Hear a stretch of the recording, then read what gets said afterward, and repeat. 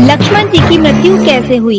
एक दिन यमराज तपस्वी के रूप में भगवान श्री राम जी से मिलने आए और आकर बोले कि हे प्रभु, मुझे आपसे अकेले में कुछ बात करनी है। कृपया करके आप मुझे अपना कुछ समय दें और आप मुझे वचन दें कि जब मैं आपसे बात करूं तब उस कक्ष में कोई और नहीं आना चाहिए, और अगर ऐसा हुआ तो आप उसे मृत्युदंड देंगे।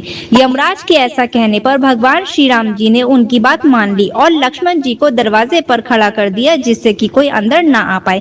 लेकिन तभी वहां ऋषि दुर्वासा पधारते हैं और भगवान श्री राम जी से मिलने की अनुमति मांगते हैं। लेकिन लक्ष्मण जी ऋषि दुर्वासा को दरवाजे पर ही रोक देते हैं और कहते हैं कि हे गुरुवर, श्री राम जी तो अभी व्यस्त हैं, आप कृपा करके मुझे बताएं कि मैं आपकी क्या सेवा कर सकता हूँ।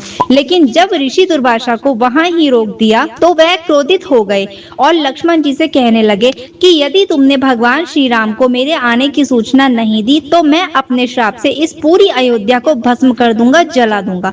और ऐसा सुनकर लक्ष्मण जी ने श्री राम जी को दुर्वासा मुनि के आने की सूचना दे दी और साथ ही सारी बात बता दी। और यमराज लक्ष्मण को देखते ही अंतर्ध्यान हो गए। फिर दुर्वासा मुनि की इच्छा पूरी करते ही श्री राम जी को अपने वचन का ध्यान आया। तब लक्ष्मण जी ने कहा कि हे प्रभु, आप निश्चिंत होकर मुझे मृत्युदंड दे दीजिए, जिससे आपकी प्रतिज्ञा भंग ना हो। भगवान श्री राम दुविधा में पड़ गए कि वह अपने ही भाई को मृत्युदंड कैसे दे। तब श्री राम जी ने ये बात महर्षि वशिष्ठ को बताई तो उन्होंने कहा कि आप लक्ष्मण का त्याग कर दें, क्योंकि ये भी मृत्युदंड के ही समान है। तब श्री राम द्वारा त्यागे जाने पर लक्ष्मण जी सरयू नदी में समाधि लेकर वैकुंठ धाम लौट गए।